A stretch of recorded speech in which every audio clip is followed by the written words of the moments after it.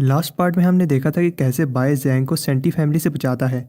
Sky society अपनी power और influence use करके क्वीन क्लब को बंद करवा देती है।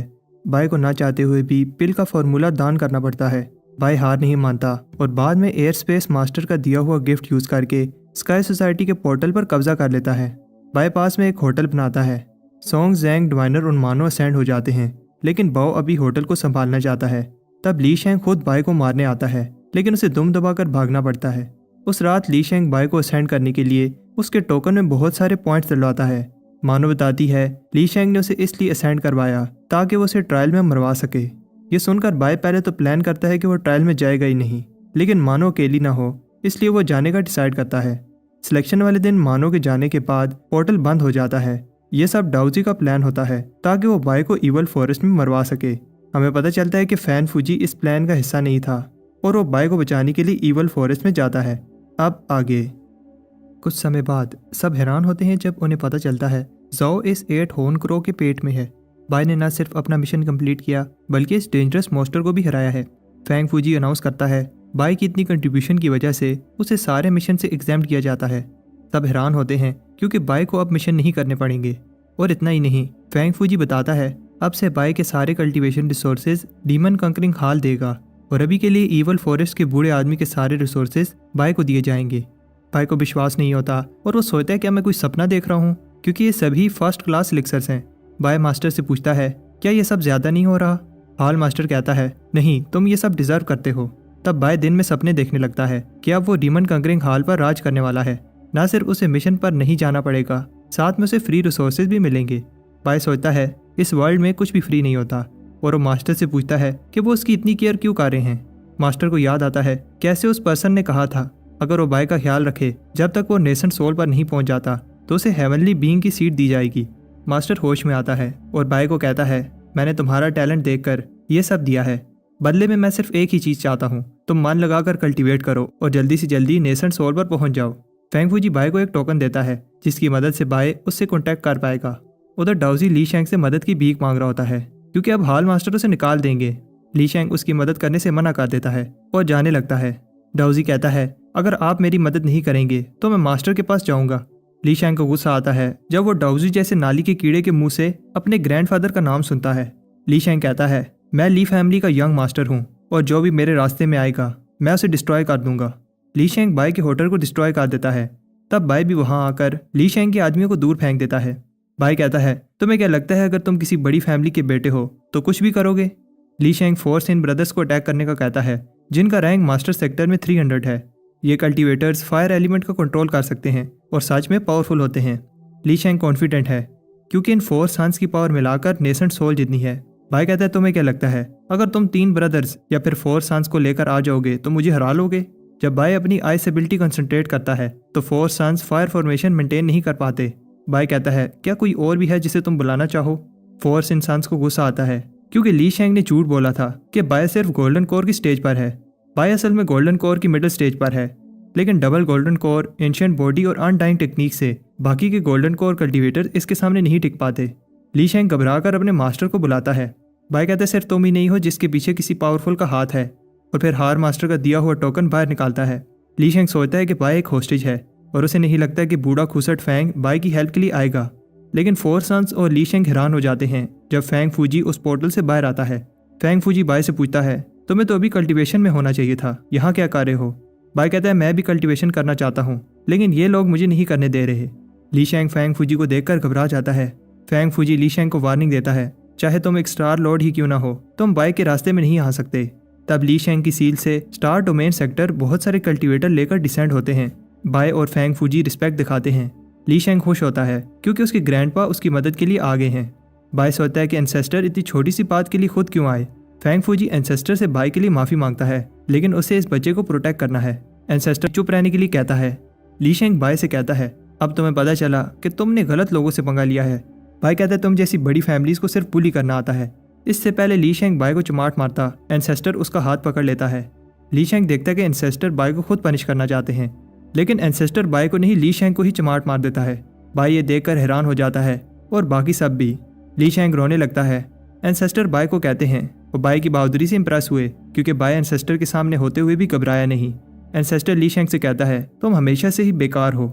एंसेस्टर माफ़ी मांगने के लिए बाय को बहुत सारे रिसोर्सेज गिफ्ट करता है और उम्मीद करता है कि बाय ली शेंग की गलती को माफ़ कर देगा। बाय को समझ नहीं आती कि हेवन एंसेस्टर खुद क्यों माफ़ी मांग रहे हैं। एंसेस्टर जाते जाते बाय को कंपनसेशन के तौर पर और 100 मील लैंड दे जाते हैं। फैंग फूजी सोचता है लगता है एंसेस्टर को भी पता चल गया है, अगर बाय को कुछ हुआ तो वो पर्सन खुश नहीं होगा। बाय को अब शक होने लगा है, इसलिए वो पूछता है कौन उसकी केयर कर रहा है। फैंग फूजी कहता है कुछ चीज़ें अगर तुम ना ही जानो तो अच्छा है, और उसे ह्यूमन रेनबो टोकन देता है। फैंग फूजी बताता है रेनबो पर जो सीक्रेट रेल्म है वहाँ के रिसोर्सेज के लिए सारे कंटिनेंट के पावरफुल कल्टीवेटर्स कम्पीट करते हैं, जहाँ बहुत सारे रेयर ट्रेयर्स और इनहेरिटेंस छुपी हैं। बाय पूछता है ह्यूमन माउंटेन आर्ट्स भी तो सेक्ट की इनहेरिटेंस है।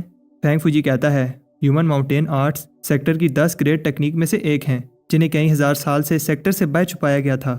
ये ऐसी पावरफुल टेक्निक है जो दोनों अटैक और डिफेंस के लिए परफेक्ट है। बाय सोचता है क्या होगा अगर मैं अपनी एंसेस्ट्रल पावर और अनडाइंग पावर के साथ ये यूज़ करूँ। फूजी देखता है कि बाय उदास है, जिस पर बाय बताता है मैं उदास हूँ क्योंकि ली फैमिली ने मेरा घर डिस्ट्रॉय कर दिया है। फैंग फूजी कहता है ये छोटी सी बात है, मैं फिर से बनवा दूंगा। लेकिन तब बाय सीक्रेट रेल्म में जाने के लिए और डिमांडें करने लगता है, जैसे elixirs, protection artifacts. Fang Fuji को गुस्सा आ जाता है। कुछ समय बाद बाय देखता है कि हेवनली रेनबो पर सच में बहुत सारी सीक्रेट रेल्म्स हैं। वहाँ बहुत सारे कल्टीवेटर्स कल्टीवेट कर रहे होते हैं। बाय सोचता है रैंकिंग टेस्ट देने से पहले यहाँ कल्टीवेट करना अच्छा रहेगा। बाय को पिछली सीक्रेट रेल्म में ये मार्क मिला था जो इस डायरेक्शन में रिएक्ट कर रहा है। तब कल्टीवेटर्स देखकर हैरान होते हैं कि कोई वैनशेंग वैली में जा रहा है, जिस जगह की मिस्ट्री को कई साल से कोई सोल्व नहीं कर पाया। लगता है इसे मरना है। उधर बाय कई घंटों से आगे बढ़ रहा है, लेकिन ऐसे लगता है कि वो आगे नहीं जा पा रहा। जब बाय अपनी हेवनली आइज की हेल्प से देखता है तो सच में यहाँ एक इल्यूजन फॉर्मेशन लगाई गई होती है। बाय सोचता है अगर आंखें नहीं देख पाती तो उसे अपनी बाकी की 4 सेंसेस पर ध्यान देना होगा। बाय को एक आवाज़ बुलाती है, फिर आखिरकार वो उस जगह पर पहुंच जाता है। बाय उस आवाज़ से हेल्प मांगता है जो बताती है कि उसे मास्टर सेक्टर ट्रायल में सारे आंसर्स मिल जाएंगे। उधर ट्रायल टेस्ट पोर्टल के बाहर बहुत से लोग अपने अपने क्लैन कल्टीवेटर्स को सपोर्ट करने आए हैं। कोई चिल्लाता है देखो देखो हमारा लेन 4th स्टेज पर पहुंच गया है। इन लोगों को ऐसे शोर मचाते देखकर एक आदमी को गुस्सा आता है जो डीमन कंकरिंग हाल से है और उसका लिस्ट में रैंक 499 है। सर्वेंट उसके पाँव दबाते हुए बताता है सुना है डीमन कंकरिंग हाल में एक नया लड़का आया है जिसे मास्टर बहुत फेवर दे रहे हैं। उस आदमी को विश्वास नहीं होता बाय की वजह से वाइस प्रेसिडेंट डाउजी को निकाला जा रहा है, और तब बाय भी वहाँ टेस्ट देने के लिए आता है। इस आदमी को ऐसे लोग नहीं पसंद जो नेपोटिज्म से ऊपर आते हैं। बाय सोच रहा होता है कि वो गोल्डन कोर की पीक पर पहुंचने के बहुत पास है। उस आदमी को फिर से गुस्सा आता है कि बाय ने अपने सीनियर को रिस्पेक्ट नहीं दिखाई। वो बाय को सबक सिखाने के लिए ट्रायल में उसके पीछे जाता है। अंदर पहली स्टेज पर मैग्मा बीस्ट कल्टीवेटर्स को खा रहे होते हैं। बाय देखता है कि लावा के पास उसका मार्क रिएक्ट कर रहा है। जीडोंग को लगता है कि बाय आगे बढ़ने से डरा है। जीडोंग दिखाता है कि क्यों वो 499 रैंक पर है जब वो एक के बाद एक 20 पर जंप करने लगता है। सारे कल्टीवेटर्स कहते हैं ब्रदर जीडोंग सच में पावरफुल है, लेकिन जब वो देखते हैं कि बाय बिना डरे लावा में कूद पड़ा है तो वो सोचते हैं क्या ये ह्यूमन है या कोई मॉन्स्टर। बाय की हेवनली डीमन बॉडी उसे कुछ समय के लिए इस हीट से बचा लेगी। बाय वो जगह ढूंढता है जिस जगह उसका मार्क रिएक्ट कर रहा है, लेकिन लगता है कि यहाँ कुछ नहीं है, उसे अगले लेवल पर जाना होगा। जीडोंग सोचता है ज़रूर इसकी फैमिली ने इसे प्रोटेक्शन आर्टिफैक्ट दिया होगा, इस जैसे लोग टेस्ट में भी चीटिंग कर रहे हैं। इस बार तो ये बच गया, लेकिन अगले टेस्ट में मैं इसे बताऊंगा कि कौन किसका बाप है। बाय सोचता है ये आदमी मुझे ऐसे क्यों देख रहा है। तब वो सब सेकंड स्टेज में टेलीपोर्ट हो जाते हैं, जहाँ कल्टीवेटर्स लाइटनिंग टर्बुलेशन सहते हुए आगे बढ़े होते हैं। जैसे ही बाय पाँव रखता है उसकी चीख निकल जाती है। ये देखकर जीडोंग कहता है मुझे पता था, बाय बस स्ट्रॉन्ग बनने की एक्टिंग कर रहा था। लेकिन फिर वो सभी शौक रह जाते हैं जब उन्हें पता चलता है कि बाय को दर्द नहीं मज़ा आ रहा है। हर एक lightning strike peak foundation establishment attack के बराबर है। लोगों को बाय से इंप्रेस होता देखकर जीडोंग गुस्से से भर जाता है। जीडोंग कहता है मैं दिखाता हूँ ये कितना ईजी है, लेकिन ये लाइटनिंग बच्चों का खेल नहीं होती। और उसे लगता है कि बाय फिर से कोई आर्टिफैक्ट यूज़ कर रहा है, और बाय जीडोंग को फंसाने के लिए पहले एक्टिंग कर रहा था। सेकंड राउंड भी क्लियर हो जाता है। थर्ड राउंड में जीडोंग कहता है इस बार वो बाय को आगे नहीं निकलने देगा। इस राउंड का फ्लोर गर्म है, इसलिए उन्हें आइस मैजिक से रास्ता बनाना होगा। इतना ही नहीं, उन्हें एक बड़ी सी सोर्ड से भी बचना है। जीडोंग को लगता है कि इस बार बाय नहीं जीत पाएगा क्योंकि ये राउंड स्ट्रेंथ और कल्टीवेशन का है, लेकिन इसे बाय की एबिलिटी का नहीं पता। जीडोंग को विश्वास नहीं होता कि ये स्पीड एक गोल्डन कोर कल्टीवेटर की है। जीडोंग बाय पर अटैक करता है जो बाय का ध्यान भटकाने के लिए होता है। बाय कहता है अटैक करने के बाद भागते कहाँ हो। वो दोनों लड़ने लगते हैं। तब एक बेल बजती है और एक बड़ी सी सोर्ड आयरन प्लेटफॉर्म पर गिरने वाली होती है। जीडोंग जान बचाकर भागने लगता है क्योंकि उसे पता है कि अगर ये सोर्ड गिरी तो प्लेटफॉर्म टूट जाएगा और वो लोग नीचे आइस लिक्विड में गिर जाएंगे जो कई हजार सालों से यहाँ पर है, जिसमें गिरने पर उनकी हड्डियाँ तक नहीं बचेंगी। जीडोंग का हाथ सेफ जगह पर नहीं पहुंच पाता। तब बाय उसे किक मारकर सेफ जगह पर फेंक देता है, लेकिन खुद आइस में गिर जाता है। जीडोंग को बुरा लगता है क्योंकि बाय ने उसकी जान बचाने के लिए खुद को सेक्रीफाइस किया। उधर बाय आइस लिक्विड में मेडिटेट कर रहा होता है। बाय सोचता है अगर मैं यहाँ कल्टीवेट करूँ तो कुछ ही समय में गोल्डन कोर की पीक पर पहुंच जाऊंगा। लेकिन तब एक आवाज़ कहती है, तुम्हारी हिम्मत कैसे हुई मेरी कीमती आइस लिक्विड चुराने की। बाय माफ़ी मांगता है और उस पावर के अटैक से बचने के लिए जीडोंग को पकड़कर पोर्टल से बाय जंप कर देता है। जीडोंग इमोशनल हो जाता है क्योंकि बाय ने एक बार नहीं 2 बार उसकी जान बचाई और वो बाय के बारे में गलत सोच रहा था। जीडोंग माफ़ी मांगता है और कहता है कि आज से आप मेरे बॉस हो। तब बाय का मार्क रिएक्ट करने लगता है। बाय को अपनी हेवनली आइस की मदद से कुछ दिखता है जो उसे गोल्डन कोर की पीक पर जाने के लिए हेल्प कर सकता है। जीडोंग देखता है कि बाय के कदम स्मूथ हैं और वो पूरी ट्राई करता है कि वो अपने बॉस के पीछे बना रहे, लेकिन वो बाय की स्पीड को मैच नहीं कर पाता। जीडोंग बाय से कहता है, बॉस आप जाओ मैं आ जाऊंगा। ऊपर बाय को एक एनर्जी कोर दिखता है और फिर बाय की सील उस कोर में चली जाती है। बाय की बॉडी चेंज होने लगती है। बाय को एक नई पावर मिलती है। इतनी पावर देखकर जीडोंग भी शॉक रह जाता है। बाय जीडोंग को गिरने से बचाता है और फिर स्पिरिट बॉडी को आगे बढ़ने का कहता है। बाहर लोगों के ये पावर देखकर मुंह खुले रह जाते हैं। तब क्वीन मेंबर्स कहते हैं ये हमारे बॉस हैं। अंदर बाय भी ह्यूमन माउंटेन आर्ट्स की पावर से इंप्रेस होता है और ये तो बस ह्यूमन माउंटेन आर्ट्स की कई टेक्निक में से एक टेक्निक है। जीडोंग खुश होता है क्योंकि बाय की पावर से वो इजीली ट्रायल के बहुत सारे राउंड क्लियर कर लेंगे और हो सकता है कि सारे राउंड क्लियर कर लें और फिर वो सेक्टर से एक विश मांग पाएंगे। जीडोंग बताता है कि कैसे आगे के राउंड्स बहुत डेंजरस हैं, जान भी जा सकती है। बाय सोचता है कि उसे जो चाहिए था मिल गया, अब आगे और राउंड क्लियर करने का कोई फायदा नहीं है। तब बाय को डिवाइनर का मैसेज मिलता है कि जैंग को कुछ हो गया है। उधर जैंग के अंदर से ब्लैक स्मोक निकल रहा होता है। जैंग ने गोल्डन कोर में जाने की कोशिश की लेकिन फेल हो गया। मानो और डिवाइनर जैंग को ज़्यादा देर तक एनर्जी नहीं दे पाएंगे और तब बाय आकर जैंग को अपनी एनर्जी देता है। डिवाइनर उसे सारी स्टोरी बताता है। बाय एक ब्लैक एनर्जी सेंस करता है और उसे समझ आ जाती है कि जैंग की ये कंडीशन निंग लैंग रिफाइनिंग मेथड की वजह से है।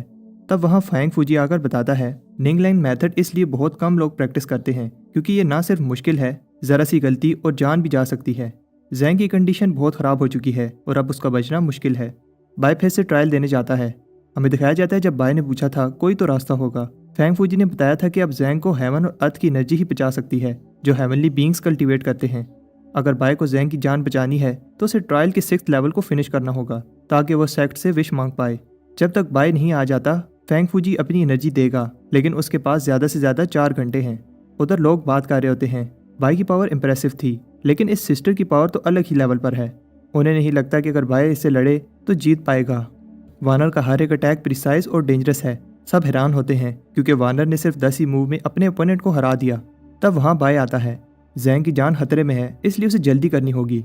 सब हैरान रह जाते हैं जब बाय एक के बाद एक राउंड क्लियर कर रहा होता है और इस बार उसकी स्पीड पहले से कई गुना ज़्यादा है। बाय सोचता है कि उसे और जल्दी करना होगा। उधर एक बटरफ्लाई लड़की को मैसेज देती है। इस लड़की का नाम टैंग होता है। टैंग जोंग से पूछती है क्या तुम जाओगे। जोंग कहता है हाँ, अगर बाय 5th लेवल पर पहुंच गया और टॉप 100 में आ गया तो। लोग हैरान होते हैं क्योंकि बाय 1 घंटे के अंदर 5th लेवल पर पहुंच गया है। 5th लेवल पर बाय सोचता है यहाँ इतनी शांति क्यों है, क्योंकि हर एक अगला लेवल पिछले लेवल से डेंजरस होता है। थोड़ा चलने के बाद कुछ बीस्ट अचानक बाय पर अटैक कर देते हैं। तब गलती से बाय जीडोंग को मुक्का मार देता है। जीडोंग बताता है बॉस ये मैं हूँ जीडोंग, और बाय से मदद मांगता है क्योंकि यहाँ सारी जगह रैबिट सोल से भरी पड़ी है जिनकी पावर गोल्डन कोर जितनी है। तब बाय कहता है तो फिर खड़े क्यों हो, भागो यहाँ से। तब कुछ सोल बीस्ट जीडोंग को पकड़ लेते हैं। बाय देखता है कि इनकी एनर्जी सकिंग मेथड उन बीस्ट जैसा है जो उसे एंशिएंट लैंड में देखे थे। बाय अपनी पिल यूज़ करता है जिससे सारे बीस्ट जीडोंग को छोड़कर पिल के पीछे भागने लगते हैं। जैसे बाय ने सोचा था ये चीज़ काम कर रही है। वो लोग टेलीपोर्टेशन गेट के बहुत पास हैं, लेकिन तब अचानक एक और सोल बीस्ट सामने आता है। बाय के पास पिल खत्म हो गई हैं, लेकिन जीडोंग कहता है बॉस इस पिद्दी से डरने की कोई ज़रूरत नहीं है। तब अचानक बीस्ट चिल्लाता है जिससे बहुत सारे बीस्ट सोल उसकी बॉडी में आकर एब्जॉर्ब होने लगते हैं। अब उस बीस्ट की पावर नेसेंट सोल जितनी है।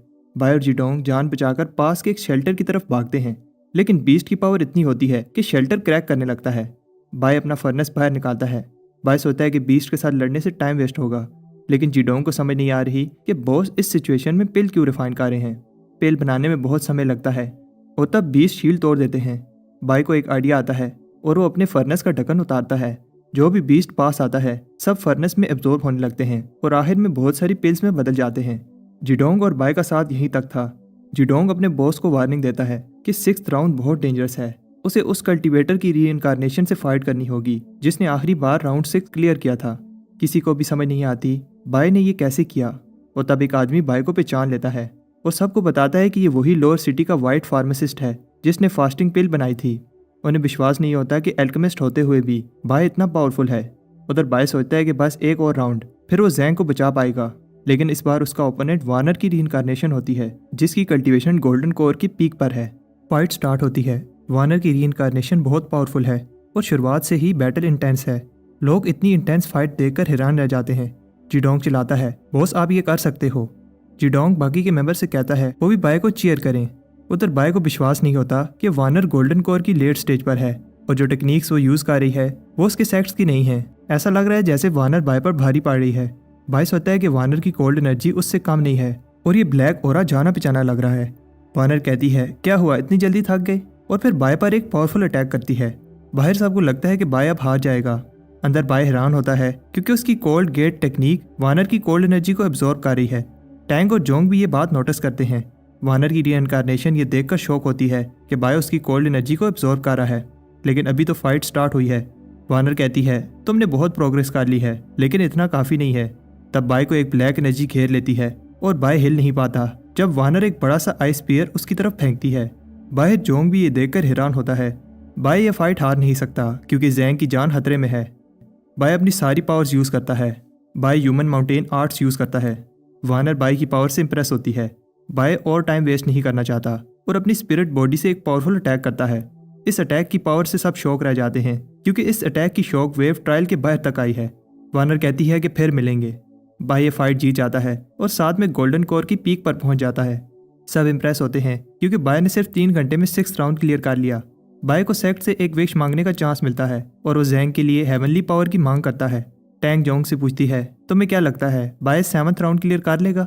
जोंग बताता है कि बाय ने जो पावर दिखाई है उसे देखकर लगता है कि वो कर लेगा, लेकिन तब एक अनाउंसमेंट होती है। बाय और आगे कंपटीशन नहीं देना चाहता, इसलिए उसका रैंक लीडर बोर्ड पर 10 है।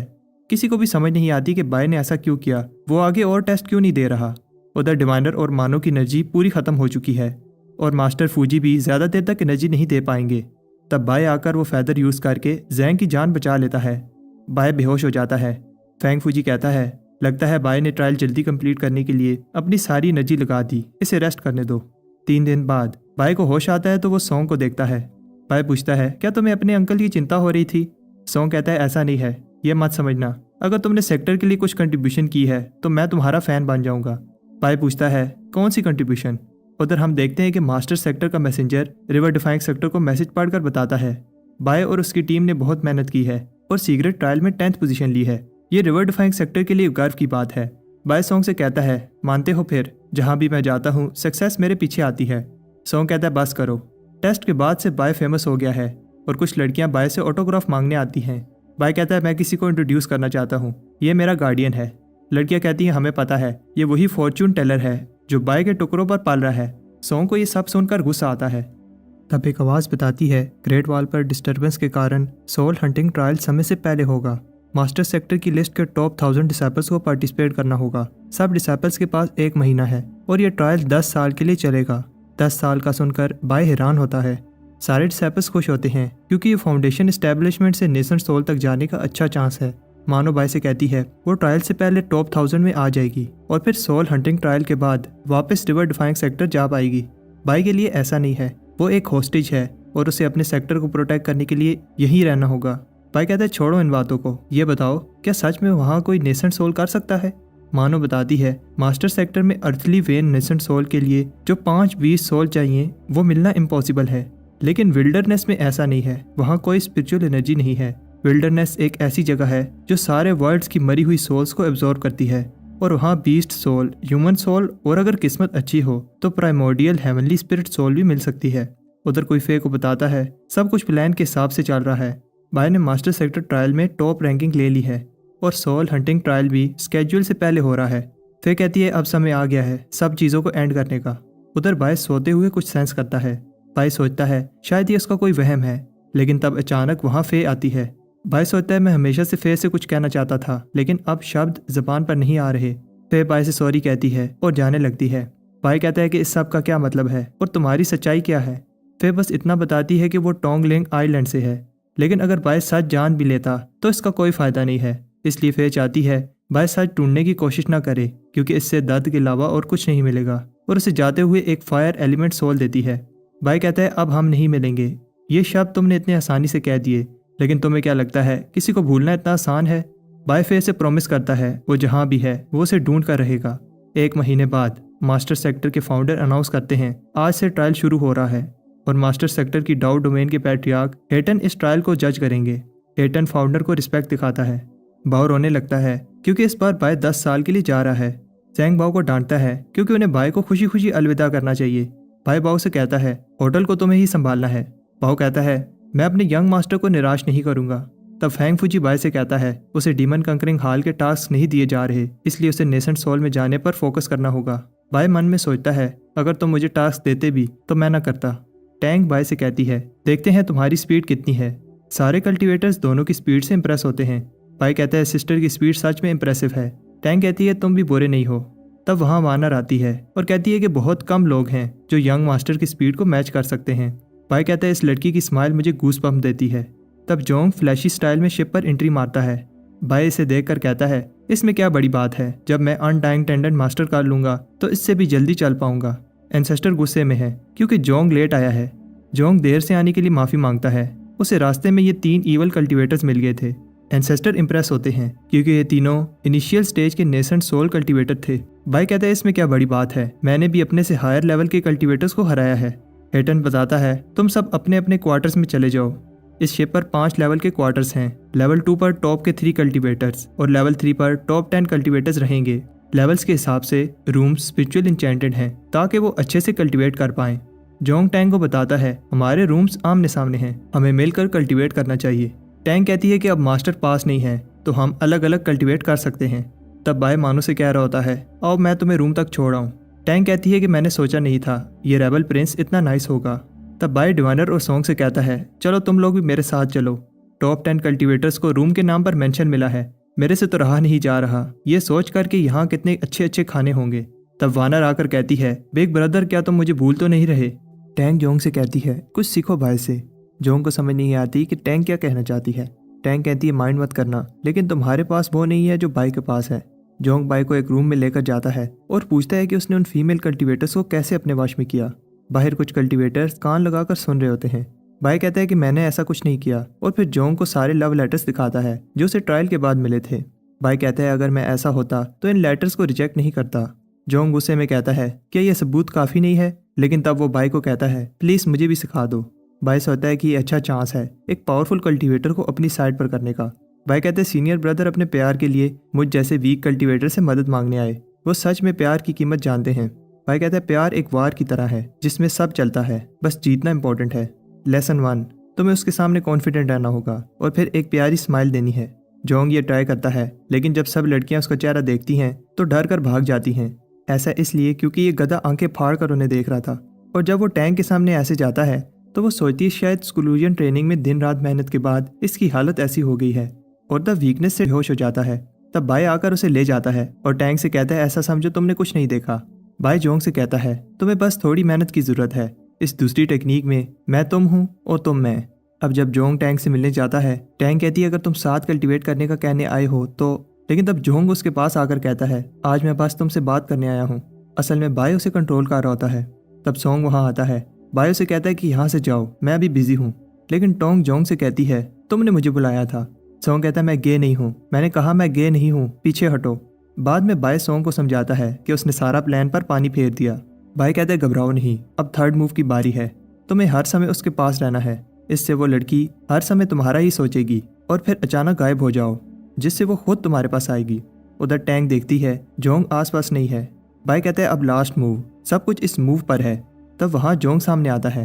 डिवाइनर और मानो फूल फेंक रहे होते हैं। जोंग ये कहते हुए नर्वस होता है। जोंग टैंक से कहता है इन स्टार्स को देख रही हो, मेरा तुम्हारे लिए प्यार इसी तरह ना खत्म होने वाला है। और तब जोंग पर अचानक बिजली गिरती है। जोंग टैंक से कहता है आखिर में उसने सब खराब कर दिया, लेकिन टैंक कहती है ऐसा नहीं है। बाई भी खुश है कि टैंक ने जोंग को अपना लिया, लेकिन ये सब श्योर सुनकर हेटन वहाँ आता है। जोंग और टैंक को हाथ में हाथ डाला देखकर समझ जाता है, लेकिन फिर उसे गुस्सा आता है क्योंकि उसे समझ नहीं आ रही कि बाई यहाँ क्या कर रहा है। बाई को पता है हेटन टैंक का फादर है, इसलिए वो उसे कहता है कि वो 2 प्यार करने वालों को अलग मत करे, लेकिन हेटन तो कब का जा चुका है। बाय टैंग और जोंग के लिए खुश है। टैंग बात को घुमा देती है और बाय को ऑफर देती है कि वो उनके साथ सोल हंटिंग ट्रायल के लिए ज्वाइन करे। जोंग बताता है कि कल वो ग्रेट वॉल पर पहुंच जाएंगे। बाय को विश्वास नहीं होता कि 6 महीने इतनी जल्दी गुजर गए। सोल हंटिंग ट्रायल शुरू होता है। सब दुखी होते हैं क्योंकि उन्हें अलग अलग टास्क दिए गए हैं। मानो को बाय की फिक्र होती है। विल्डरनेस बहुत डेंजरस जगह है। बाय कहता है घबराओ नहीं, मेरी टीम स्ट्रॉन्ग है। बाय उन्हें हग कर कहता है 10 साल तो यूं ही बीत जाएंगे। सोंग बाय से कहता है जब तुम वापस आओगे तो मैं तुमसे ज़्यादा स्ट्रॉन्ग बन चुका हूँगा। बाय टैंग और जोंग के साथ ग्रेट वॉल की ईस्टर्न गेट पर पहुंचता है। गार्ड्स उन्हें रुकने का कहते हैं। उधर एक सोल्जर की बॉडी को डीमन ने पोजेस कर लिया है। बाय देखता है ये तो वही बीस्ट हैं जो उसने ट्रायल में देखे थे। टैंग गार्ड को बताती है हम मास्टर सेक्टर के डिसेबल्स हैं। लियो लिन एक गोल्डन कोर कल्टीवेटर माफ़ी मांगती है। घुसपैठियों की वजह से चेकिंग स्ट्रिक करनी पड़ी है। अंदर जाने से पहले उन्हें सोल प्यूरिफिकेशन करनी होगी। जोंग बताता है इस टेक्निक की हेल्प से सोल्स को प्यूरिफाई किया जाता है। जोंग और टैंग की सोल ठीक होती है, लेकिन बाय के आने पर कुछ नहीं होता। सोल्जर सोचते हैं क्या बाय की सोल डैमेज है, लेकिन तब अचानक एक गोल्डन सोल को देखकर सबको विश्वास नहीं होता। वो अपनी आंखों से हेवनली डाउ सोल देख रहे हैं। उन्हें लगता था कि ये बस एक लेजेंड है। ल्यूलिन उन्हें स्काई टावर में ड्यूटी करने की ऑफर देती है, लेकिन टैंग ग्रेट वॉल जाना चाहती है। बाय को नहीं लगता कि ये अच्छा आइडिया है, उन्हें पहले थोड़ा रेस्ट कर लेना चाहिए। जोंग को भी लगता है कि उन्हें टाइम वेस्ट नहीं करना चाहिए। ल्यूलिन बताती है वो जगह डेंजरस है क्योंकि वाइल्ड लैंडर्स के अटैक बढ़ते जा रहे हैं। टैंग कहती है हम यहाँ ट्रेन करने आए हैं, अभी नहीं तो बाद में हमें इन चैलेंजेस का सामना करना ही होगा। चलते हुए टैंग बताती है मास्टर सेक्टर की एक साइड वाइल्ड लैंड्स के साथ लगती है और इसे प्रोटेक्ट करने की रिस्पॉन्सिबिलिटी मास्टर सेक्टर की है। यहाँ के लोग 5 फैक्शंस में बटे हैं। सबसे पावरफुल फैक्शन का नाम फेलिंग आर्मी है। जोंग टैंग से कहता है तुम्हें प्यास लग गई होगी, ये पानी पी लो। भाई ये देखकर खुश होता है, लेकिन तब जोंग टैंग से कहता है कि वो थोड़ा पानी उसके लिए छोड़े। भाई सोचते ये गधा ही रहेगा। जोंग को अपनी गलती समझ आ जाती है और वो टैंग से कहता है सारा पानी पी ले, वो उसके लिए ना छोड़े। ग्रेट वॉल के पास एक अनाउंसमेंट होती है, लीलिन नाम के एक आदमी को कमांडर बना दिया गया है। टैंग हैरान होती है वो इतनी जल्दी कमांडर बन गया। बाय पूछता है क्या टैंग सिस्टर उसे जानती है। टैंग बताती है लीलिन ग्रेट एंसेस्टर जीटन का इकलौता पोता है, लेकिन वो बाकी के एरिस्टोक्रेट जैसा प्ले बॉय नहीं है। उसने बचपन से ही हार्ड ट्रेनिंग की। ग्रेट वॉल आर्मी ज्वाइन करने के बाद उसे मिले मेरिट्स इसकी मेहनत का सबूत हैं। लीलिन 5 फैक्शन में से एक फैक्शन स्किनिंग फैक्शन का लीडर है और बाकी के लीडर्स से सबसे पावरफुल और यंग है। लीलिन की कल्टीवेशन नेसेंट सोल की पीक पर है। वाइल्ड लैंडर्स की मस्ट किल लिस्ट में इसका रैंक 9th है। ग्रेट वॉल पर पहुंचने के बाद बाय देखता है यहाँ के सोल्जर्स की मोटिवेशन अलग ही लेवल पर है, लेकिन बाय तब हैरान होता है जब वो वॉल के उस साइड देखता है कंप्लीट डिस्ट्रक्शन, चारों तरफ तबाही के सिवा और कुछ नहीं है। तब जोंग और टैंग कमांडर लिन को रिस्पेक्ट दिखाते हैं। लिन बताता है कि कैसे वो टैंग से बचपन में मिला था। उनके इंसेस्टर आपस में दोस्त थे, लेकिन ये लिन की आर्मी है और उन्हें उसके ऑर्डर्स फॉलो करने होंगे। टैंग बाय को मास्टर सेक्टर रैंक 10 और जोंग को इंट्रोड्यूस करती है, लेकिन इससे पहले बाय कुछ कहता लिन उसे इग्नोर करके एक एडवाइस देता है वो लोग कहीं भी ट्रेन करें, लेकिन वॉल के पास मत जाएं अगर उन्हें जान प्यारी है तो। टैंग को लगता है कि अगर उन्हें अपनी कल्टीवेशन इंप्रूव करनी है तो उन्हें फ्रंट लाइन पर लड़ना होगा। बाय कहते तुमने सुना नहीं ब्रदर ली लिन ने क्या कहा। ऐसा कैसे हो सकता है अगर टैंग जा रही हो और जोंग ना जाए। बाय सोचता है कि वो किन पागलों के बीच फंस गया। बाय को लगता है उन्हें पहले सारी सिचुएशन समझ लेनी चाहिए, तभी आगे बढ़ना चाहिए। ली लिन कहता है कोई तो है जिसमें दिमाग है। वाइल्ड लैंडर्स की टेक्निक्स अजीब और डेंजरस हैं। वो लोग वेंजफुल स्पिरिट्स को कंट्रोल कर सकते हैं जिनकी संख्या इतनी ज़्यादा है कि रास्ते में आने वाली हर चीज़ को डिस्ट्रॉय कर देते हैं। तब अचानक एक मॉन्स्टर बर्ड बैरियर पर अटैक कर देता है। लीलिन इजीली एक स्पीयर अटैक से उसे मार देता है। बाय सोचता है तो ये है नेसेंट सोल की पीक। उधर दूर बैटलफील्ड में हम हांजो को देखते हैं, जायंट गोस्ट आर्मी का वाइस लीडर जो नेसेंट सोल की मिडिल स्टेज पर है। हांजो एक अजीब सा स्पेल पड़ता है जिससे हजारों की संख्या में रैबिट सोल्स और दूसरे बीस्ट बैरियर पर अटैक कर देते हैं। लीलिन एरोस फेंकने का ऑर्डर देता है। ये मैजिकल इंचेंटेड एरोस बीस्ट्स को डिस्ट्रॉय करने लगते हैं। तब पास में ब्लैक आर्मी डेंजर सिग्नल भेजती है और लीलिन उनकी मदद के लिए जाता है। कुछ मॉन्स्टर्स बैरियर क्रॉस करने में कामयाब हो जाते हैं जिन्हें फ्रंट लाइन सोल्जर्स मार रहे होते हैं। जोंग कहता है हमें भी चलना चाहिए। भाई नहीं चाहता कि वो बैटलफील्ड में अपनी पावर दिखाकर सबकी नज़र में आ जाए, लेकिन सोल्जर्स की जान खतरे में है। भाई बीस्ट पर अटैक कर देता है। तब एक सोल एम्परर बैरियर तोड़कर अंदर आ जाता है। ल्यूलिन बताती है ये मॉन्स्टर बहुत डेंजरस है, मरने से पहले खुद को ब्लास्ट कर देता है। अगर ऐसा हुआ तो बैटलफील्ड में बहुत सारे सोल्जर्स मारे जाएंगे। भाई कहते तुम कमांडर को रिपोर्ट करो, मैं इसे रोकता हूँ। भाई देखता है सोल एम्परर की पावर ट्रायल वाले से कई गुना ज़्यादा है। भाई कहता है अब उसे अपना ट्रम्प कार्ड यूज़ करना ही होगा। भाई की डीमन बॉडी बीस्ट को रोकती है। टैंग और जोंग भी बाई की हेल्प के लिए आते हैं। जब बाई इन सोल्स को एब्जॉर्ब करने के लिए फर्नेस रेडी करता है, सोल बीस्ट खत्म होने का नाम ही नहीं ले रहे। बाय जल्दी करने की पूरी कोशिश करता है। उधर एम्परर सोल्स एब्जॉर्ब करके इतना पावरफुल हो जाता है कि बाय की डीमन बॉडी डिस्ट्रॉय हो जाती है और तब बाय भी फर्नेस रेडी कर लेता है। बाय कहता है अब तुम सबको राख बनने से कोई नहीं रोक सकता। सब बाय की पावर से इम्प्रेस होते हैं। लीलिन सोचता है ये कैसी पिल है जिसने सोल एम्परर को एब्जॉर्ब कर लिया। इतनी पावर से फर्नेस क्रैक करने लगता है। बाय ब्लास्ट को रोकने के लिए अपनी आइस एबिलिटी यूज करता है। आखिर में बाय वो पिल बना लेता है। एम्परर के मरने के बाद बाकी की सोल्स भागने लगती हैं। हांजो को विश्वास नहीं होता कि किसी ने इतनी इजीली उसके सोल एम्परर को डिस्ट्रॉय कर दिया। भाइयों 2 महीने से मेरे ACCA के पेपर हो रहे थे, इसलिए वीडियोस नहीं डाल पाया। वैसे भी मैं वीक में एक ही वीडियो डाल पाता हूँ क्योंकि क्लिप्स ढूंढ कर लगाने में बहुत टाइम लगता है और ऊपर से यूट्यूब भर भर कर कॉपीराइट्स भेजता है, इसलिए वीडियोस बार बार एडिट करके फिर से अपलोड करनी पड़ती हैं। व्यूज़ किसे अच्छे नहीं लगते। मैं ट्राई करता हूँ कि बेस्ट क्वालिटी वीडियो हो और वीक में एटलीस्ट एक वीडियो डाल दूँ। मेरे अप्रैल के लास्ट में फिर से पेपर स्टार्ट हो रहे हैं, लेकिन घबराओ नहीं, उससे पहले इस एनिमे के सारे एपिसोड मैं कवर कर दूंगा।